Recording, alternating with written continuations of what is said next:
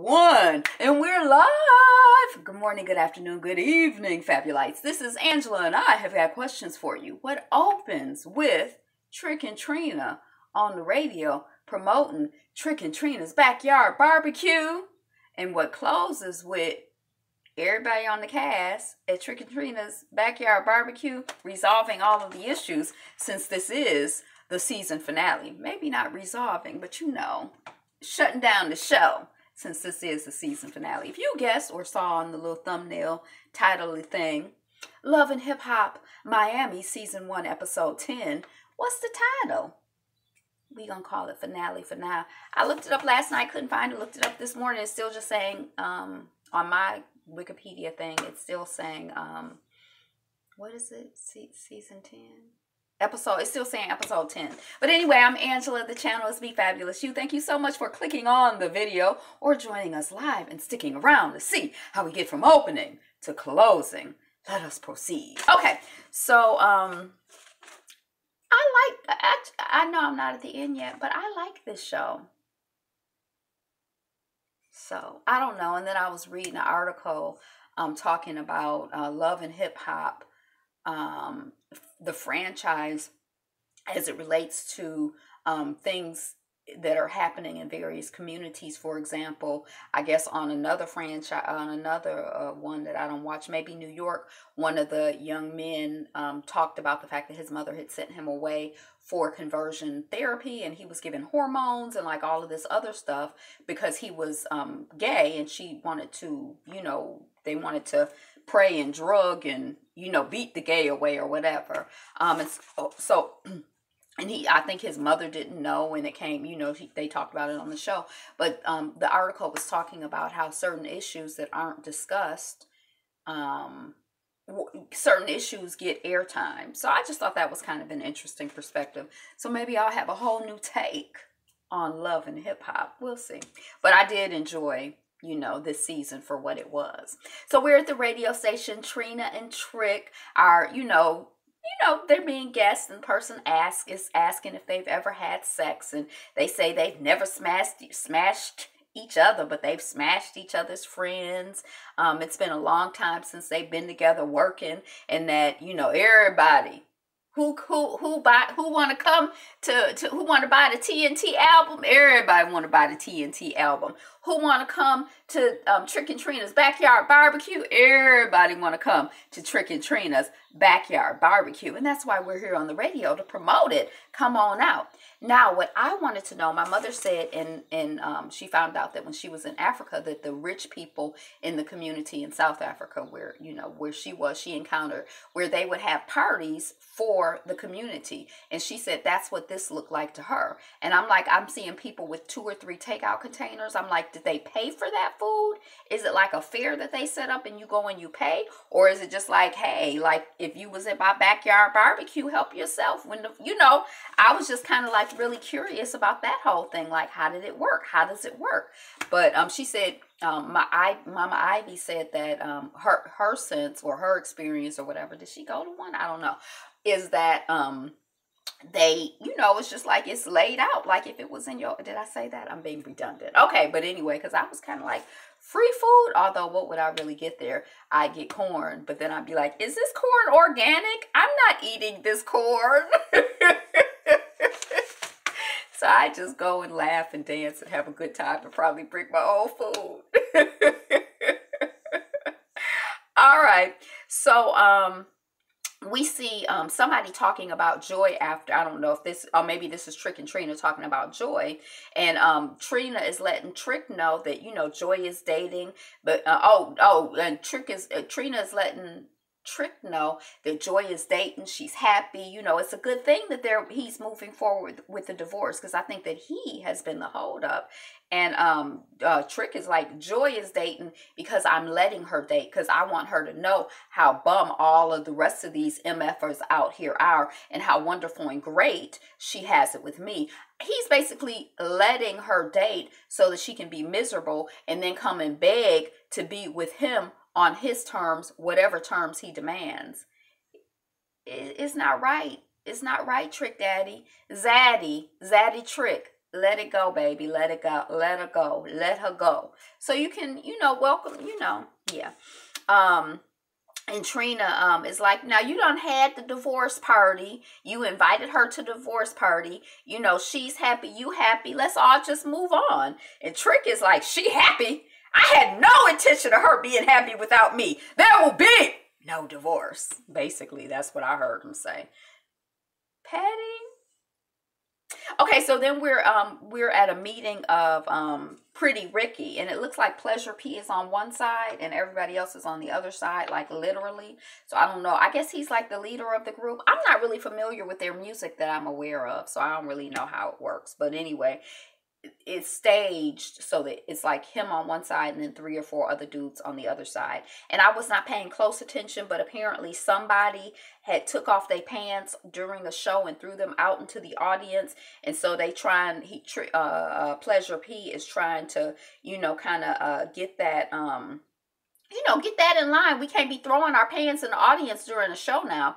I didn't know if that was something that Blue had done or not, but then he goes on to check Blue for breaking the bro code, the code that says bros before whores, bros before hoes. And so, he wanted to let the group, or, he's just addressing the fact that Blue has been dealing with Shay and that's not cool. And we all here working together as a group. We're all brothers and we can't have that.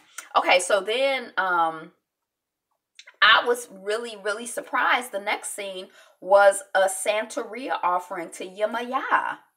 I was just like, I cannot, it was like on mainstream TV, and it seemed, relatively respectful. Hey, Queen Bianca Brooks. We just getting into like the second scene of, Love and Hip Hop Miami. And I'm talking about this scene with the, Santeria offering, and I was just surprised to see that on TV.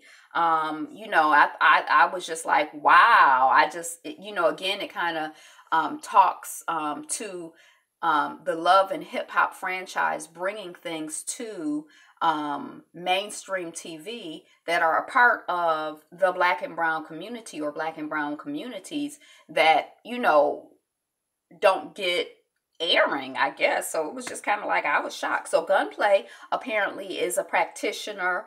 He's there with his babalao trying to rebalance himself. And he is, after, they do the ritual and the sacrifice, or the, I don't really know the proper terms. I'm like vaguely familiar, but after they do their thing, their spiritual practice, then he's meeting up with Kiera. And, so at the beach to apologize, and Kiera's like, so are you testing me? You keep doing messed up things and apologizing, and I feel like you playing with me. Like, this is not a game. I'm not a toy. We're not gonna have this. We need to address the problem. And the problem is that you got a drug issue. So the way you need to address it is you need to go to rehab, boo-boo. And other than that, I'm not really playing with you. That's basically what she's saying. So, I need you to go to rehab, or it's a wrap. I'm not going to stick around for you to play games with me. I really enjoyed Kiera's character, or the portrayal of their relationship during the show. I felt like she did a good job of showing a responsible ride or die. Like, she really seemed like to me, I really believe that she's like there for him, but she's not there for the bull. And that's important. You know what I mean? Thank you for the light. So I really enjoyed how her character was portrayed on this show. So Gunplay is like, so you gonna cancel out 700 days of you loving me and supporting me to blow it off over one mistake? And Kiera's like, look, I done been shot, 3 times. Was she shot 3 times in one incident, or was she shot on 3 separate occasions, one time, or on one occasion, 2 in 1? I was just like, I don't know. That's a lot. Most people, have you been shot? I was just like, and I had heard that she had been shot, but she like, look, I've been through too much, and I'm too old. You're too old for the okie doke, brother. So, that was basically her position on that. So then the rest of the episode is basically at the Trick and Trina barbecue. And I just thought it was really interesting how It's kind of like if you ever watch the Preachers of Detroit and the Preachers of Atlanta. I watched the Preachers of Detroit, and there was like one preacher who was kind of like Ellis. You know, in Detroit, he has a really big church. His wife is really big in the Mary Kay community. But they were sort of like above the fray on the show. Like they did make appearances, or he did make appearances, but there was never anything really messy that happened regarding him. And that's sort of almost kind of the way it was with Trick and Trina. Like they just, you know, they were at this party and everything was like framed up. Now Trick, with his petty behind, he was in a little bit of mess, but it was kind of framed up around them, you know, or like they were like hosting, you know, the venue for all of the mess and confusion to happen. But anyway, so we're at the Trick and Trina backyard barbecue, and Bobby and Tip are arriving, and Tip wants Bobby to apologize to Trina. And Tip is like, she only went ham on you and said that you were beneath her because of what you said on the radio. And Bobby is like, oh, basically, you know, they go back and forth. But Bobby is like, well, you know, you got my back. Like, Jeffrey told me that you invited him. Thanks. Now we're friends. You know, you have the feeling that it's like a season finale and they trying to close up the stuff that they can close up, you know. And then, of course, it's going to be 312 reunion shows. You know, we still got all the millions of reunion shows to do, so it's not technically closed up, but they want to close up the show so they can get to the reunion. Okay, so then we have you know, we see Vega and Hollywood together, and Hollywood is basically, his position is that Amara is too ghetto and wild for him, that he invited her to this professional event and she just attacked Vega. Now, I didn't see it like that. I saw them having an argument together. So when I saw him taking Vega's side, I just felt like that's whose side he was on all along. That's how it felt to me. Like if he had to choose, he gonna go with Veronica Vega. You know, I don't know. But, you know, he's expressing how he's, you know, for her to fight outside of it, Amara La Negra to fight outside of an industry event was just, that's just, woo, woo. That's just too much for him. And Vega is basically like, yeah, you know, you rolling with me, you can't F with Amara. So, you know, she's like feeling really proud of herself that in the battle for Hollywood, she won. You know, you can feel that vibration there. Okay, so then we see Amara. She won Hollywood. Yay. Then we see Amara with JoJo. They're at the backyard barbecue too. And Amara is telling JoJo about Veronica, the argument that they had at the event. And so when Amara tells the story, she does, which I hadn't realized, because when the people get to fighting and arguing, it's kind of hard for me to follow. I'll be honest. I'm not really like, it's like I get a little traumatized and I like black out, and then I like try to. So anyway, but JoJo basically feels like Steph is a fake friend. She expresses that. Amara's position is that Steph is like trying to be in the middle. Amara admits that she did throw the first blow, and she's like, you know, my arm was just, and then the next thing I knew, you know, so I guess, you know, and I guess there weren't really any blows because, you know, security, reality TV, but, you know, so they're talking about that. And then Steph shows up and she says she's sorry about how stuff went at the event, that she was trying to be a mediator, but she's not going to try anymore because she does not want to be in the middle of two friends. She's friends with Amara and she's friends with Veronica Vega, and she just going to let them be friends or not be friends. That ain't none of her concern anymore. Amara is like, you know, I just feel bad, Steph, that, you know, you have not gotten to know the real Veronica Vega. You think she's your friend. You've seen the nice side of her, but she's got another side. And I feel like Steph has seen, well, I don't know. I mean, we've seen Steph see on the TV some stuff, but anyway, okay, so then she can be nice. So, and then as they're talking about it, in comes Vega and Hollywood. Now, Vega comes in on one. She comes in hot. She comes in hot and heavy and ready to, you know, set all these biatches straight. So she, you know, she come in, she say to JoJo, you know, well, look who's here. The blah, blah, blah, fake, you know, I don't even know. She just going off on the child. She just come in insulting the woman.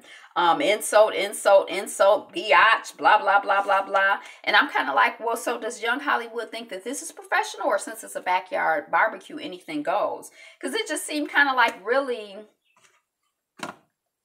I don't know, to me, you know, as a growner woman, it just seemed really foolish. Like, if I don't know, I don't really understand that culture. I don't understand, you know. So anyway, so I didn't, you know, I'm like, I don't know how Hollywood is processing it. Is this up to his standards? Is Vega ghetto to him now, or she's still, you know, cool? Then Vega goes in on Amara, and then she goes in on Steph. You know, what are you doing here, hanging out with these blah blah blah, these fake biatches or whatever these bum bitches, these bum biatches. And then Veronica, it's like a whole bunch of back and forth. For the most part, to me, it looked like Amara and JoJo were just kind of like shocked like me, like she just came in, you know, locked and loaded and spraying bullets, and they were just kind of like, and then there's some back and forth. But anyway, Veronica climbed, so they're separated by like a picnic table. So JoJo and Amara on one side, Vega, Steph, and Hollywood, I think, are on the other side.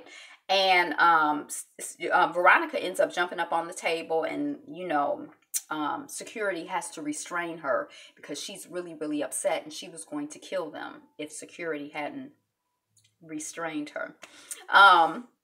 So then, you know, Young Hollywood, you know, they show they're separated, and Young Hollywood and Vega are together, and he looks really happy and proud, you know, at her behavior. So I think, you know, my theory that he just chose Veronica because he attracted to, I don't know. But anyway, he looks very happy and proud at her behavior. And he's telling her, you need to check out, you need to chill out, just chill out. And then Steph goes over by Vega and Hollywood, and she's talking. Then Amara is like, oh, so Steph chose a side, I see, but she chose the wrong side. She's gonna learn. And you know how I felt? Okay, and then Vega is like, she wants to show, talking about Amara, she says she wants to show young girls how to be real and to be themselves, but she is wearing a fake afro, and she's talking about a culture that she knows nothing about, I guess like black culture. And I was kind of confused by that. And then then Vega says that we're both black, and the only culture out there is real and fake. And I was just kind of like, okay. I mean, I don't relate to Vega. I don't relate. I don't like it. I'm not impressed. I guess I don't even know if I'm Team Amara, although what did happen for me is that I said, I'm really, really happy that Amara got a contract. And I also realized, and this is probably not nice to say, but this is what I was thinking in my head. So don't tell anybody else. It's just between us. But I also realized that I kind of hope that Vega never gets a contract, and that Amara goes on and that she's famous and like does well in life. So I guess I'm Team Amara, or I'm just like anti-Team Vega. I think that's what it is. Like, I just, ew. Okay, so then Vega, okay, so blah, blah, blah, blah, blah. And then we see Jeff meeting up with Malik. And I missed some of what they were talking about, but Malik was basically like, we can't have no lies between us. And I'm thinking that Jeff is going to be like, well, I can't have, you know, you too wild, you too high strung, you too angry for me to be dealing with you. So I'm going to cut you off too. That's the story I would have liked to have seen for Jeff. But Jeff ends up apologizing to Malik. And I was like, huh? So I must have missed something really, really important in their conversation. Because I don't know, but you know, it seemed like to me like Malik was checking Jeff, and I guess Jeff received the checkation, and I was just kind of like, okay.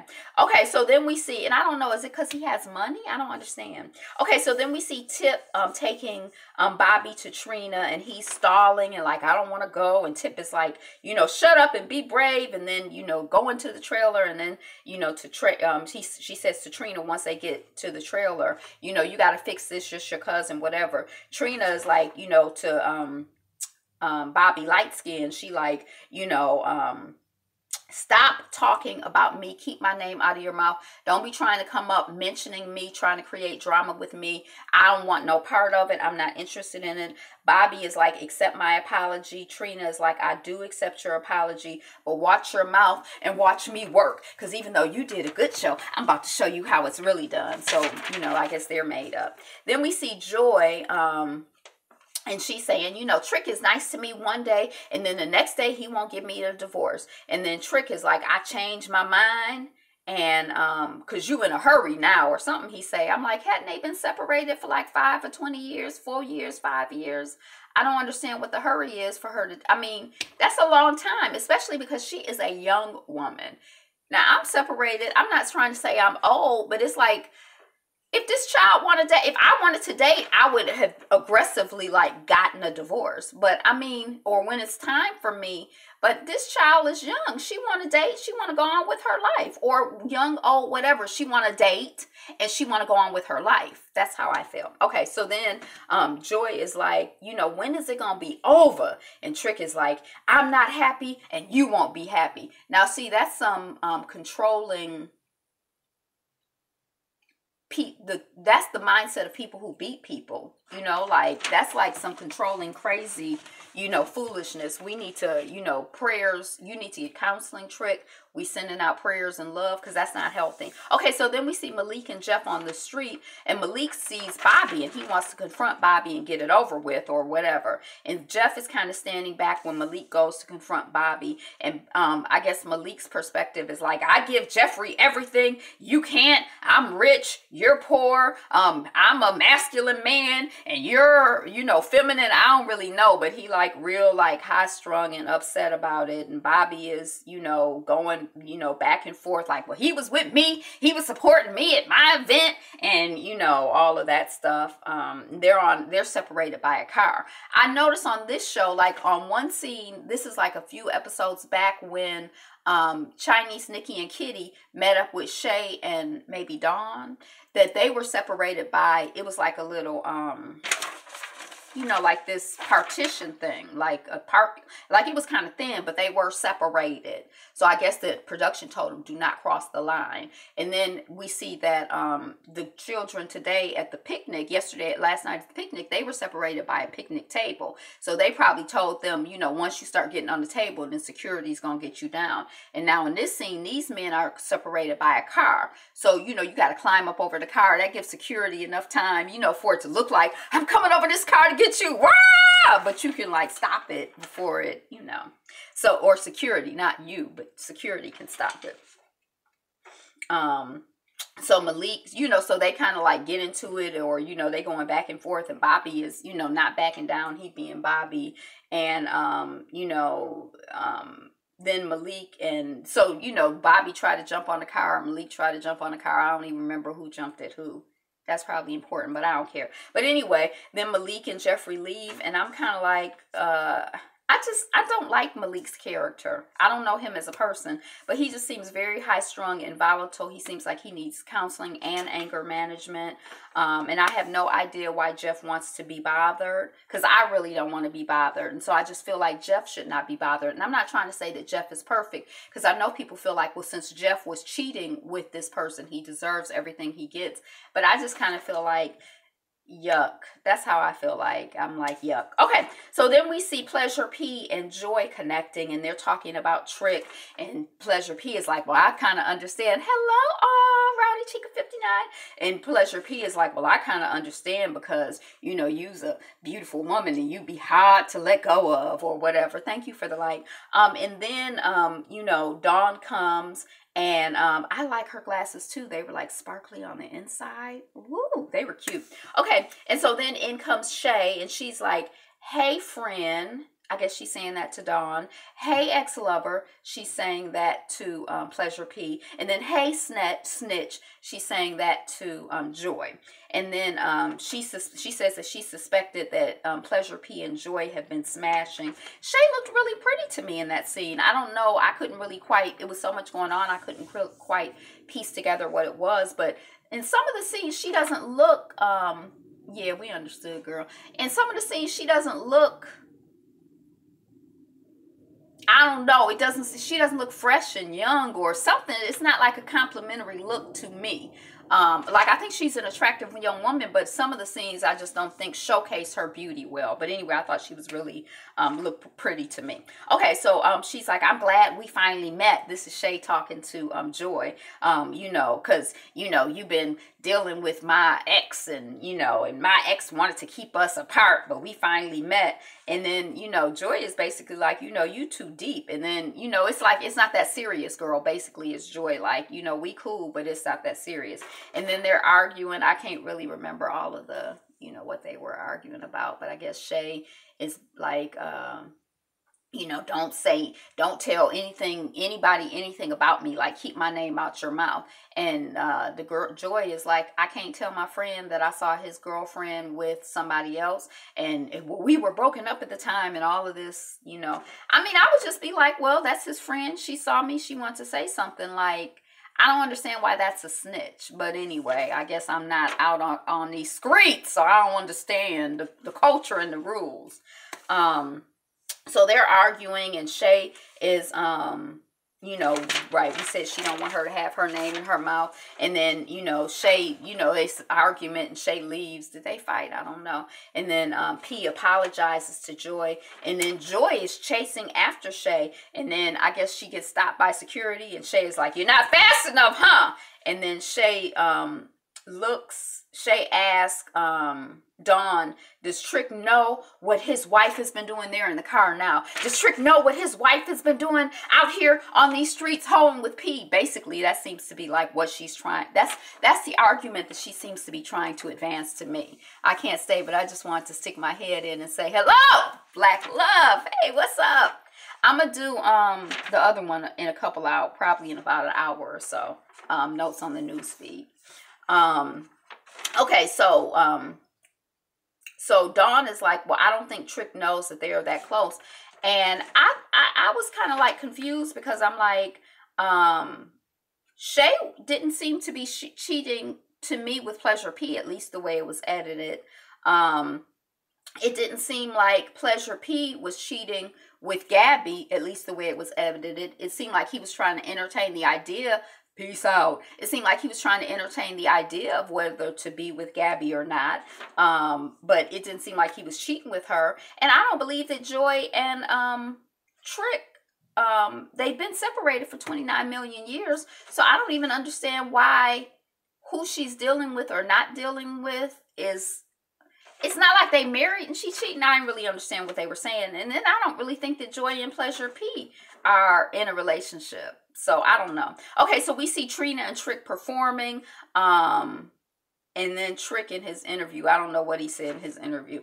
Okay, so then we see Joy, yes, getting her own lawyer. Yes, I was so happy, because I'm like, why don't she just get a lawyer? And I don't know what the laws are in Florida and Miami or whatever, but if you want to divorce, I mean, go on and get a divorce, girl. Finally. And then Vega, she's like, you know, I never have and never will apologize for being a loud and in your face person. So this is like the wrap up thing. And then JoJo is like, I sided with my mom in the divorce settlement, and my dad, you know, cut her off and cut me off. But I have an investor. So she's going to take her, she's planning to take her boutique, you know, national, and she has an investor. So her daddy ain't the only man with money that she know, or person with money that he ain't the only one out here with money. And then Gunplay is like, you know, I beat a life sentence and I got to check in a second chance, but I got caught up. And I hurt Key, the one person who supported me. And then we see Key with him as he's checking into rehab, and we're all like, yes, yay.